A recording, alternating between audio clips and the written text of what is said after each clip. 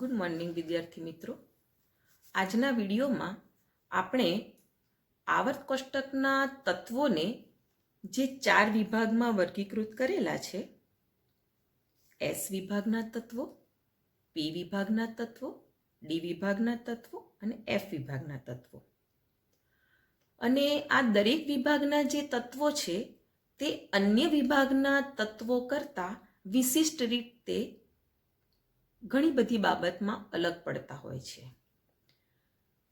અને તેમાંથી આજે આપણે જે વિભાગના તત્વોનો અભ્યાસ કરવાનો છે તે એસ વિભાગના તત્વોનો અભ્યાસ કરવાનો છે, જે આપણી ભાગ 1ના ત્રીજા એકમમાં જે આવર્ત કોષ્ટક બતાવેલું છે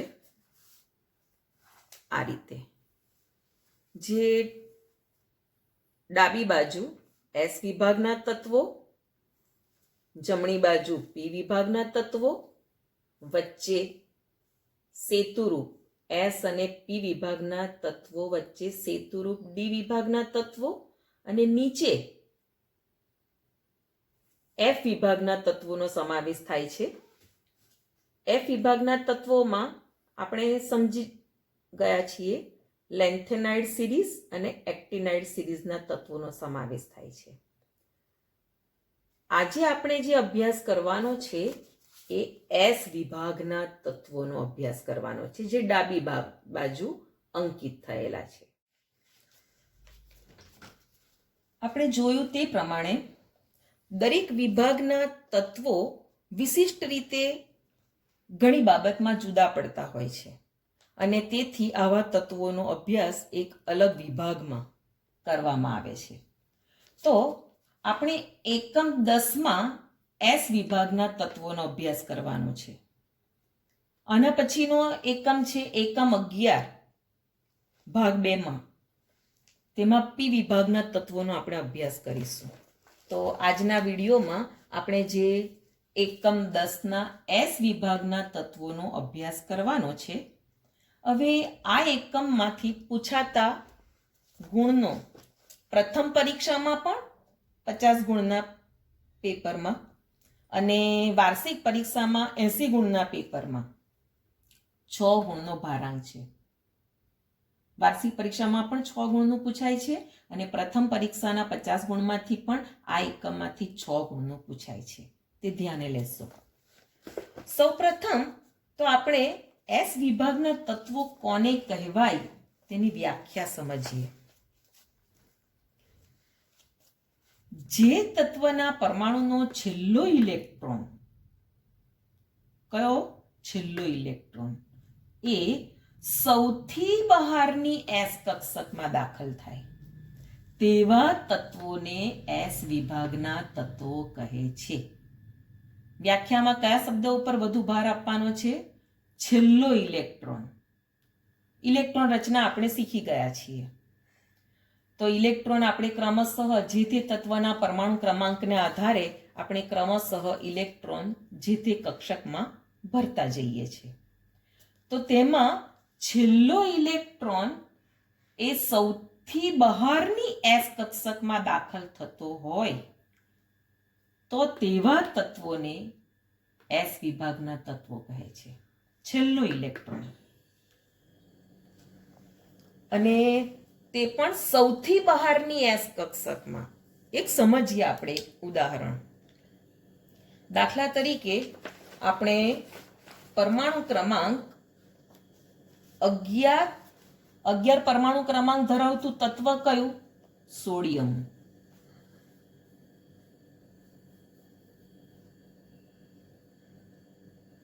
આની ઇલેક્ટ્રોન રચના આપણે લખવી છે. ઇલેક્ટ્રોન રચના લખવાની આપણે સમજ મેળવી ચૂક્યા છીએ. તો સૌથી પ્રથમ કક્ષક કઈ આવશે? 1s. એમાં 2 ઇલેક્ટ્રોન. પછી આવશે 2s, એમાં 2 ઇલેક્ટ્રોન. 11 ઇલેક્ટ્રોન ભરવાના છે આપણે. 2 ઇલેક્ટ્રોન થયા, 2 ને 2 4. 2s પછી કક્ષક આવશે 2p6. 6 ને 4 10 ઇલેક્ટ્રોન થઈ ગયા.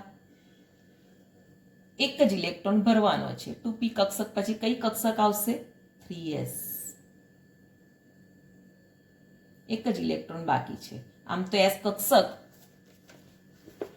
માં 2 ઇલેક્ટ્રોન સમાય, પણ એની ઇલેક્ટ્રોન રચનામાં પરમાણુ ક્રમાંક 11 પ્રમાણે 11 ઇલેક્ટ્રોન ભરવાના રહી, એટલે 3s ની અંદર 1 ઇલેક્ટ્રોન આવ્યો.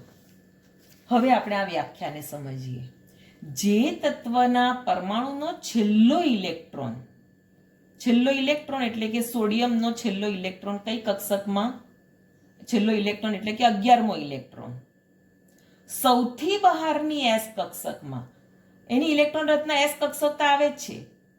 પહેલા 1s કક્ષક આવી, પછી 2s કક્ષક આવી અને છેલ્લે 3s કક્ષક. એટલે સૌથી બહારની s કક્ષક કઈ છે? અહીંયા 3s. અને છેલ્લો ઇલેક્ટ્રોન દાખલ થાય છે s કક્ષકમાં. તેથી આ સોડિયમ એ કયા વિભાગનું તત્વ કહેવાશે? s વિભાગનું તત્વ કહેવાશે. બરાબર.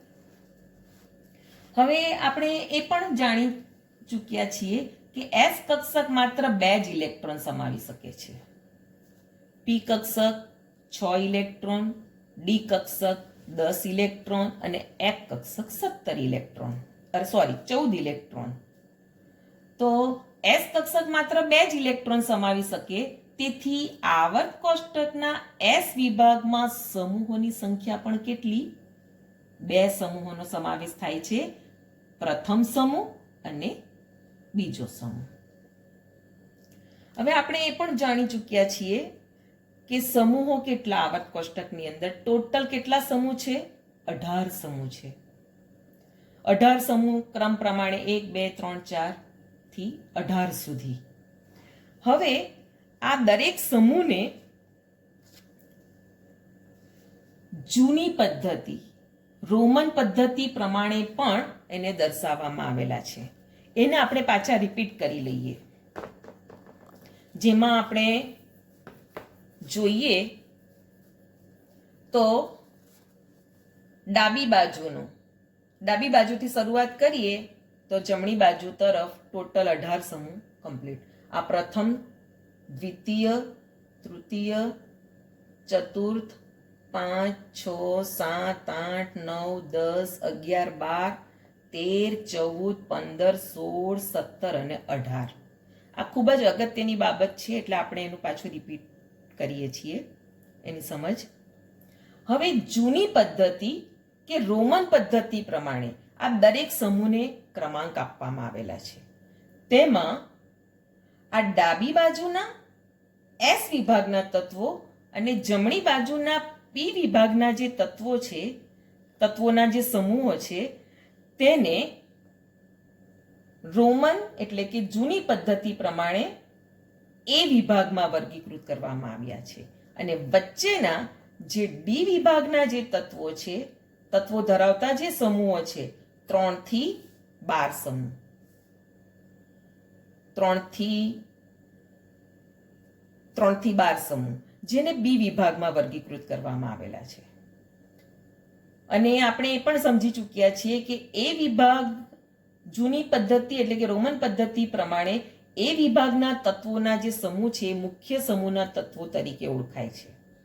પ્રતિનિધિ તત્વોના સમૂહમાં સમાવેશ થાય છે એ વિભાગના તત્વોના સમૂહોને. તો અહીં એસ વિભાગના જે સમૂહ છે, 2 સમૂહ 1 અને 2, તેને રોમન લિપિમાં 1a 2a તરીકે દર્શાવાશે. હવે 13મો સમૂહ, અહીંયા તે એકમ જ અંક છે, અહીંયા 2 અંક ધરાવતો, એટલે એકમનો અંક કયો? 3 4 5 6 અને 7. તો જે એકમનો અંક છે તેને રોમન લિપિમાં 13મા એકમનો અંક 3, તો તેને રોમન લિપિમાં 3a આ રીતે લખાય.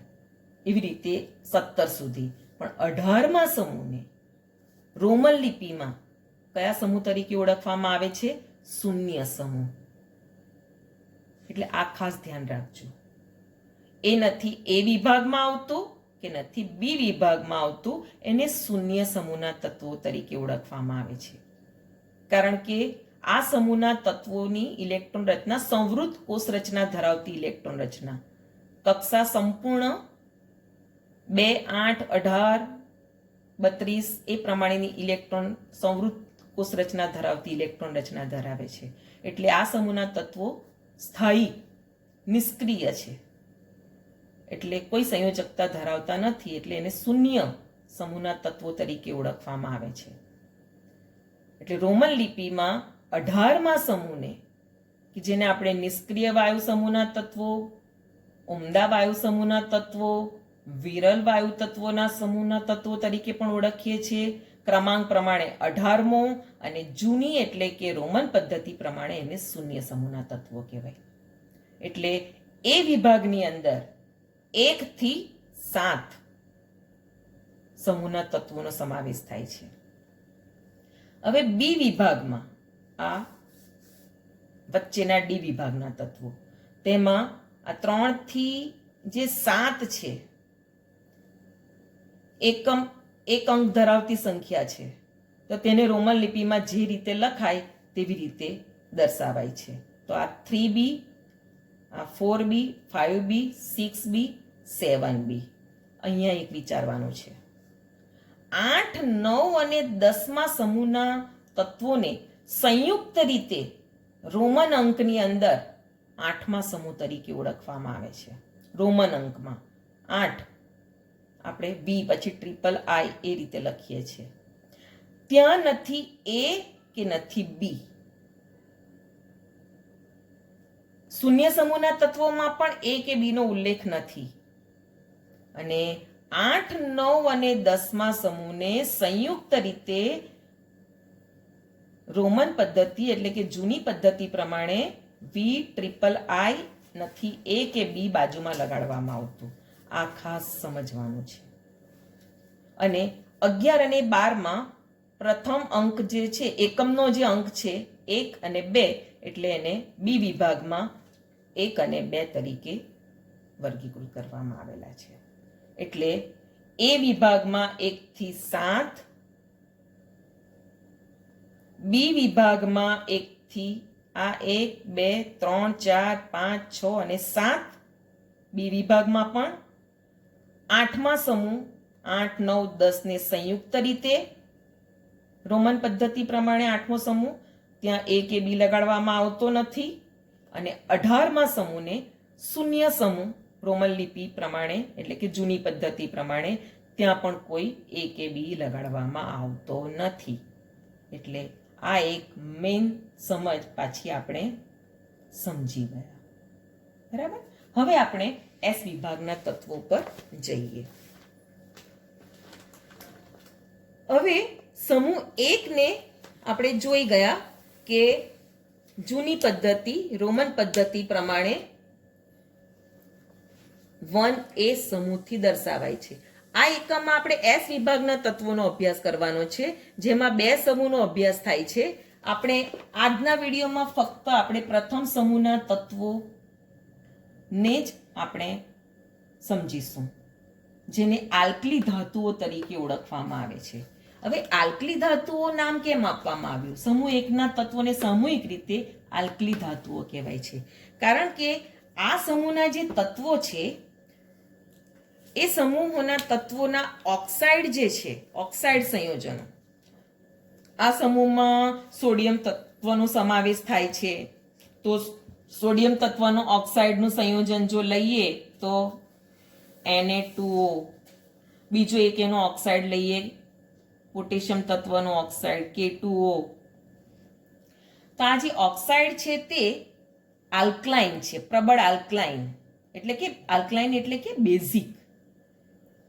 અને આ સમૂહના જે તત્વો છે એ પાણી સાથે પ્રક્રિયા કરીને પ્રબળ આલ્કલી બનાવે છે.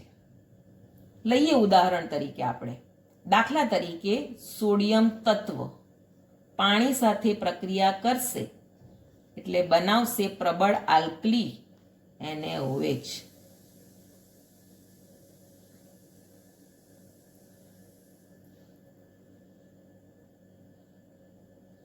સમીકરણ બેલેન્સ કરીએ આપણે.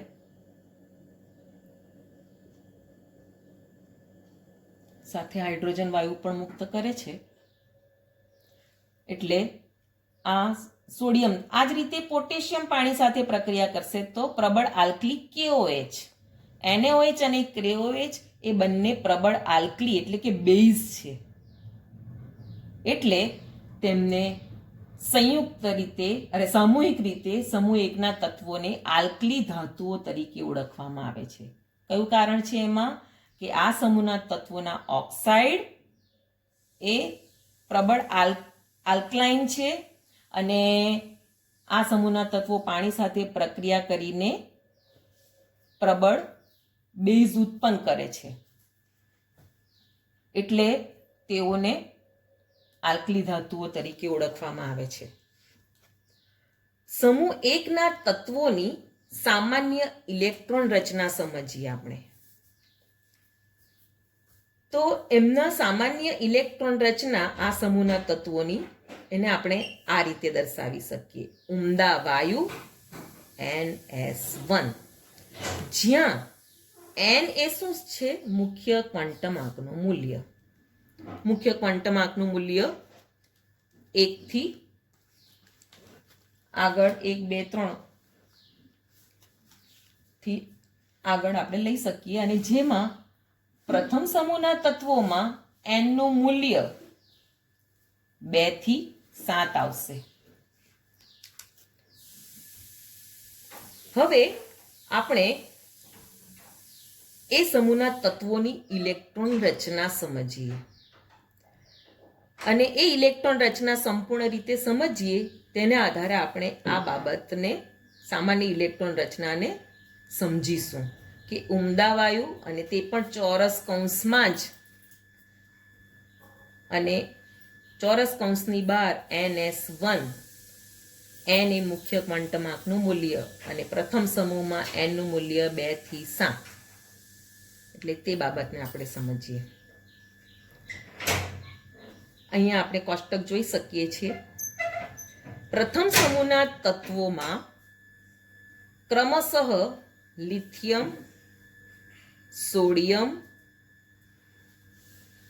પોટેશિયમ, રૂબિડિયમ, સિઝિયમ અને ફ્રાન્સિયમ તત્વનો સમાવેશ થાય છે.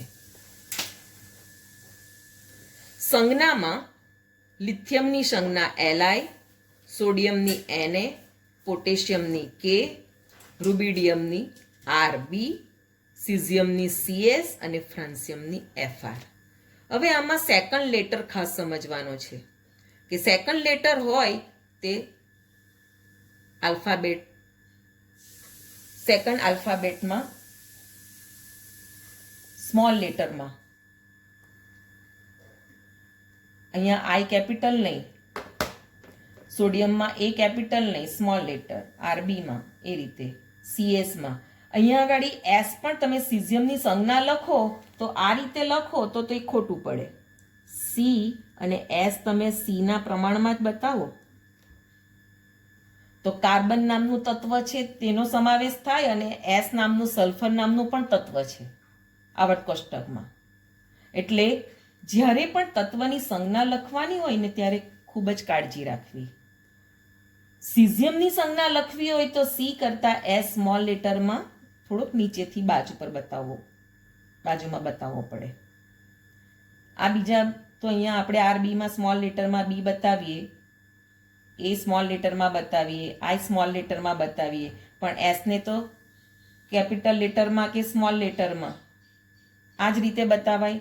એટલે સીના કદ કરતાં એસનું કદ થોડું નાનું બતાવવું પડે તો જ સિઝિયમની સંજ્ઞા થશે. નહીતર કાર્બન અને સલ્ફર બે તત્વો ધરાવતું આ કોઈ સંયોજન હોય તે પ્રમાણેનું કહેવાશે. બરાબર? એટલે આ બાબતની ખાસ કાળજી રાખવાની છે. અહીંયા પણ તમે એલ સાથે આઈ જો કેપિટલ લેટરમાં કાઢો તો આઈ નામનું આયોડિન નામનું તત્વ છે. કેપિટલ એલ નામનું તત્વ તો કોઈ નથી, પણ આઈ નામનું આયોડિન નામનું તત્વ છે. એટલે સંજ્ઞા લખવામાં ટૂંકમાં કાળજી રાખવાની. હવે એના પરમાણુ ક્રમાંક.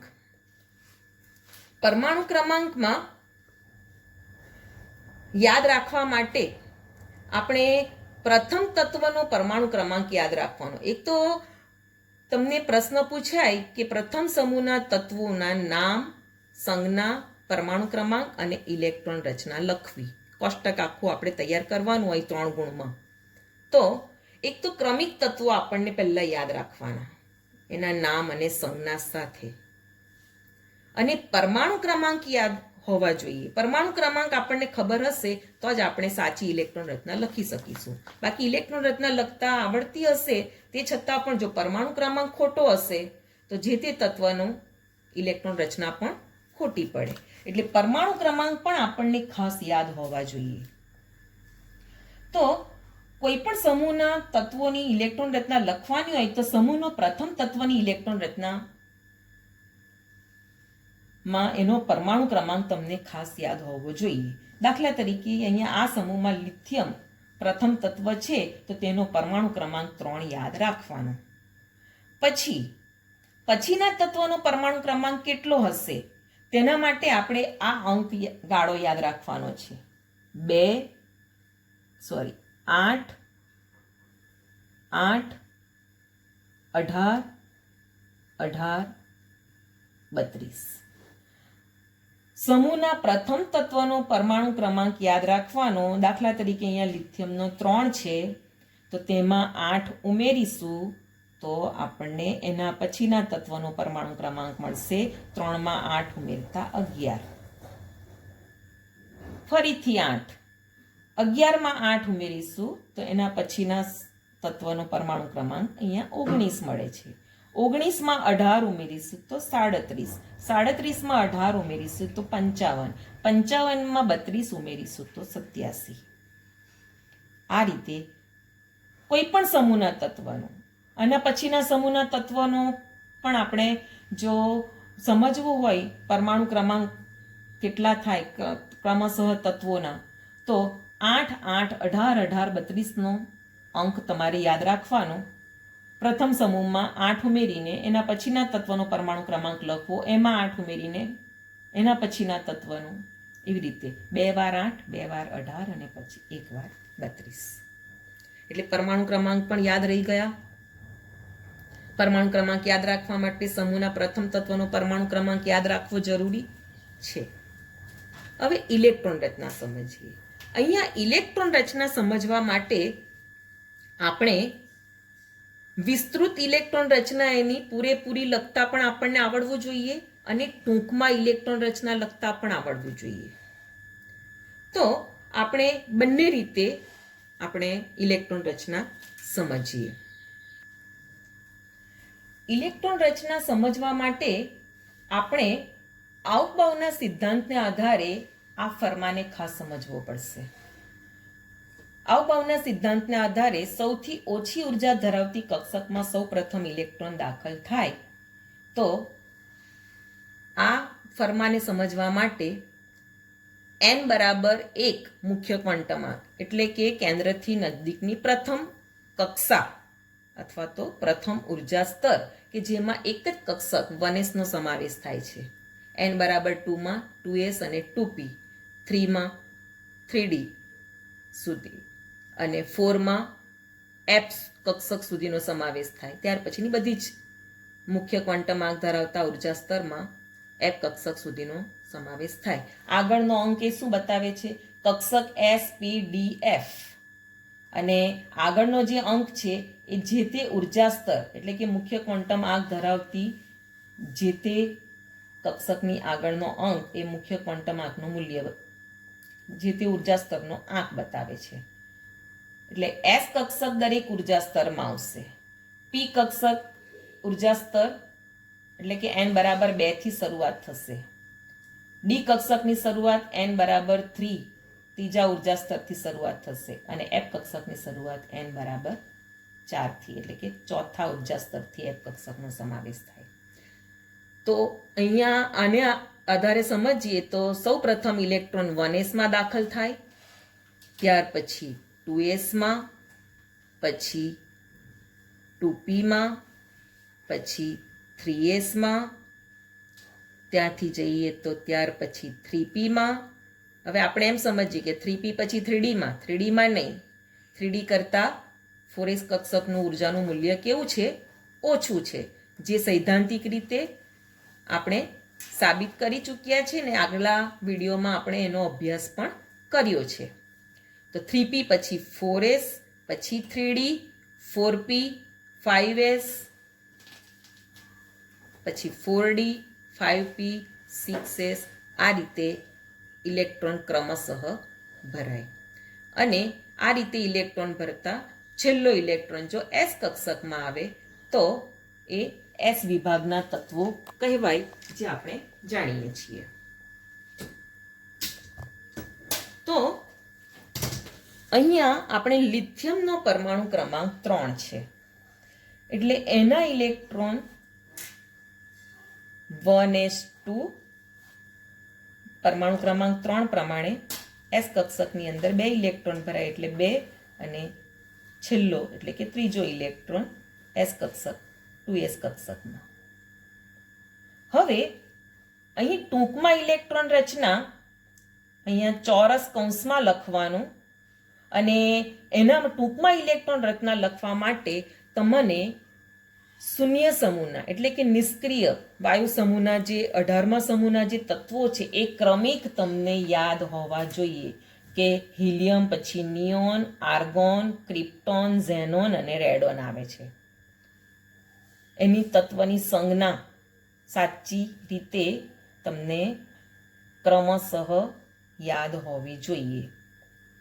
તો અહીંયા સંવૃત કોષ રચના ધરાવતી જે કક્ષક છે લિથિયમની ઇલેક્ટ્રોન રચનામાં, એ કઈ છે? આ 1s2.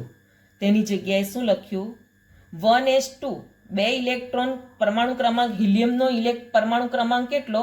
2, એમાં 2 ઇલેક્ટ્રોન આવે, એટલે આ 2 ઇલેક્ટ્રોન ધરાવતી 1s2 ઇલેક્ટ્રોન રચના એ કોની છે? હિલિયમની. બાકી કઈ રહી હવે? 2s1, તેને ચોરસ કૌંસની અંદર હિલિયમ લખીને ત્યાર પછી લખવી પડે, એટલે આ લિથિયમની ટૂંકમાં ઇલેક્ટ્રોન રચના આ રીતે થાય. તો લિથિયમ જે આવર્તમાં છે, લિથિયમ એ કયા આવર્તમાં હશે તે ઇલેક્ટ્રોન રચનાના આધારે પણ આપણે નક્કી કરી શકીએ. એની બાહ્યતમ કક્ષક જે છે તેનો ક્વોન્ટમ આંકનું મૂલ્ય શું છે? 2. એટલે કે લિથિયમ એ કયા આવર્તનું તત્વ છે? બીજા આવર્તનું. તો તેમાં સંવૃત કોષ રચના ધરાવતા જે 2 ઇલેક્ટ્રોન ધરાવતી હિલિયમની ઇલેક્ટ્રોન રચના, આપણે 1s2 ની જગ્યાએ હિલિયમ લખ્યું, તો નિષ્ક્રિય વાયુ સમૂહનું તત્વ લિથિયમના પરમાણુ ક્રમાંક 3 સાથે નજદીકનું કયું છે? હિલિયમ. એટલે હિલિયમને ચોરસ કૌંસમાં લખીને 2s1 જે બાકી રહેતી કક્ષક. એ જ રીતે સોડિયમ, સોડિયમનો પરમાણુ ક્રમાંક 11 ઇલેક્ટ્રોન ભરવાના, તો 1s2, 2s2, 2p6, 10 ઇલેક્ટ્રોન થયા. પછી કક્ષક આવે 3s1. હવે આ 10 ઇલેક્ટ્રોન ધરાવતી સંવૃત કોષ રચના ધરાવતી સોડિયમના નજદીકનું તત્વ કયું? નિષ્ક્રિય વાયુ સમૂહનું નિયોન. સોડિયમનો પરમાણુ ક્રમાંક 11 છે, એ ત્રીજા આવર્તનું તત્વ છે. એના આગળના આવર્તનું નિષ્ક્રિય વાયુ સમૂહનું 10 પરમાણુ ક્રમાંક ધરાવતું નિયોન છે, પરમાણુ ક્રમાંક 10 ધરાવતું. એટલે આ 10 ઇલેક્ટ્રોન ધરાવતી નિયોનની ઇલેક્ટ્રોન રચના, નિયોન તત્વની સંજ્ઞા ચોરસ કૌંસમાં લખ્યા પછી આ જે બાકી રહી તેને 3s1 ને એની બહાર બતાવવાનું. એ જ રીતે પોટેશિયમમાં આટલા ઇલેક્ટ્રોન 19 થશે, આટલા 18 ઇલેક્ટ્રોન છે, કારણ કે નિયોનના 10 ઇલેક્ટ્રોન પરમાણુ ક્રમાંક, આર્ગોનના 18, તો આ 18 ઇલેક્ટ્રોન છે. 2, 2, 4, 6, 10, 2, 12 અને 6, 18. 18 ઇલેક્ટ્રોન ધરાવતું નિષ્ક્રિય વાયુ સમૂહનું તત્વ કયું છે? આર્ગોન, જે પોટેશિયમની નજદીક. પોટેશિયમનો પરમાણુ ક્રમાંક 19, આર્ગોનનો 18, એટલે 18 ચોરસ કૌંસમાં આર્ગોનને બતાવીને 4s1 આ જે બાકી રહ્યું તેને બહાર બતાવાય. આ ટૂંકમાં ઇલેક્ટ્રોન રચના. એ જ પ્રમાણે રૂબિડિયમમાં આટલા જે ઇલેક્ટ્રોન છે 36 ઇલેક્ટ્રોન થશે. આ 36 ઇલેક્ટ્રોન ધરાવતું નિષ્ક્રિય વાયુ સમૂહનું તત્વ રૂબિડિયમનો પરમાણુ ક્રમાંક 37, એનાથી નજદીકનું નિષ્ક્રિય વાયુ સમૂહનું તત્વ 36 ઇલેક્ટ્રોન ધરાવતું, એટલે કે 36 પરમાણુ ક્રમાંક ધરાવતું કયું છે? ક્રિપ્ટોન. આ જે 37મો ઇલેક્ટ્રોન જે છે 5s1 નો, તેને આપણે આ રીતે બતાવીએ. એવી રીતે સીઝિયમમાં આટલી ઇલેક્ટ્રોન રચના જે છે, કેટલા ઇલેક્ટ્રોન ધરાવતી? 54 ઇલેક્ટ્રોન ધરાવતી. 54 પરમાણુ ક્રમાંક ઝેનોનનો નિષ્ક્રિય વાયુ સમૂહમાં. આ જે બાકી રહી કક્ષક, છેલ્લો ઇલેક્ટ્રોન 55મો સીઝિયમનો 6s માં ભરાશે, તે આ બતાવ્યું. આ બધી ઇલેક્ટ્રોન રચના આપણે આગળ જે ફર્મો જોયો આવબાવના સિદ્ધાંતના આધારે તે પ્રમાણે લખવાની. એટલે અને છેલ્લો ઇલેક્ટ્રોન ધરાવતી એને છે ને ચોરસ કૌંસની બહાર આપણે બતાવવી પડે. ફ્રાન્સિયમમાં પણ એ જ પ્રમાણે 86 ઇલેક્ટ્રોન ધરાવતી ઇલેક્ટ્રોન રચના અને 86 પરમાણુ ક્રમાંક ધરાવતું નિષ્ક્રિય વાયુ સમૂહનું તત્વ રેડોન.